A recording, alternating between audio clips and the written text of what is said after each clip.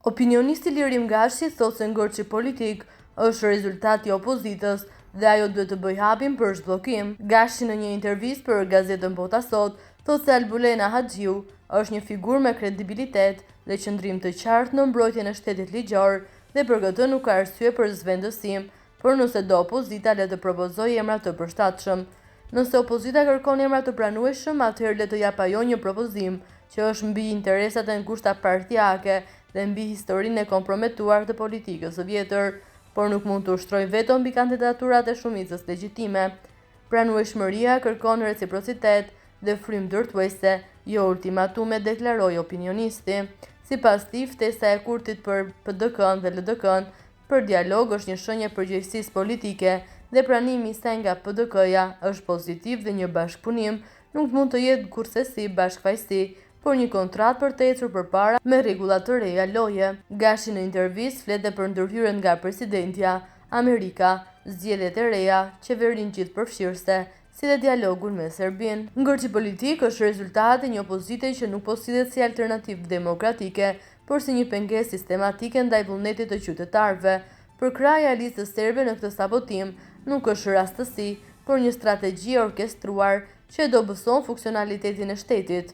Hapi i dur për zhbllokim do të ishte një reflektim i sinqert nga opozita, që duhet të kuptojë se nuk ka të drejtë të bllokojë një shumicë legjitime vetëm se nuk është vetë në pushtet.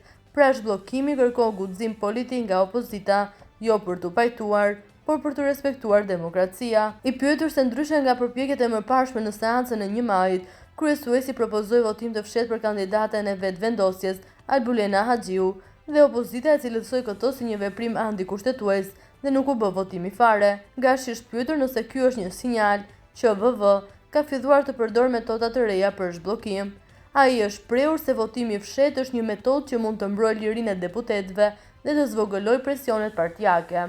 Ai nuk është në kundërshtim me kushtetutën, por përkundrazi është një përpjekje për të çuar përpara një proces të bllokuar. Sa i përket kandidaturës, Albulena Haxhiu është një figurë me kredibilitet dhe qëndrim të qartë në mbrojtjen e shtetit ligjor. Nuk ka arsye për zvendësim, vetëm për të kënaqur kalkulimet e opozitës, ka thënë Gashi. Teksa është pyetur se cili do të ishte një emër i pranueshëm për opozitën si kandidat për kryetar të kuvendit, Gashi ka thënë se nëse opozita kërkon emra të pranueshëm, atëherë le të jetë ajo që të japë një propozim që është mbi interesat e ngushta partijake dhe mbi historinë e komprometuar të politikës së vjetër, por nuk mund të ushtrojë veton mbi kandidaturat e shumicës legjitime. Pranueshmëria, thot Gashi, kërkon reciprocitet dhe frymë ndërtuese dhe jo ultimatume. Para seancës, Albin Kurti ftoi në takim PDK-n dhe LDK-n. LDK-ja refuzoi ndërsa PDK-ja e pranoi ftesën.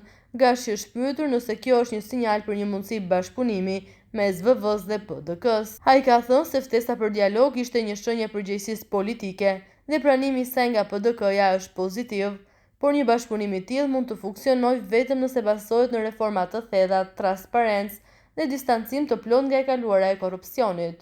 Bashkëpunimi nuk mund të jetë kurrësi bashkëfaqësi, por një kontratë për të ecur përpara me rregulla të reja loje. Por e përsëris edhe një herë, një qeverisje me PDK-n mund të funksionojë vetëm nëse ajo heq dorë nga trashëgimia e korrupsionit dhe klientelizimi që e ka ndjekur prej vitesh. Gashi është pyetur se nëse shkohet në zgjedhje të reja, cila parti mendon se do të dilte më e fituar. Partia që ka mbajtur qëndrim të qartë dhe që ka respektuar vullnetin qytetar si vetvendosje, shprehet Gashi, ka gjasa të rikonfirmohet. Opozita që ka luajtur rolin e pengesës dhe që nuk ka ofruar asnjë zgjedhje reale do të ndëshkohet. Përqindjet nuk janë statike, por trendi është i qartë. Qytetari kërkon dëshmërinë, jo manovra të vjetra. Sa i përket dialogut Kosovë-Serbi, Gashi është shprehur se dialogu po bëhet gjithnjë dhe më i anshëm.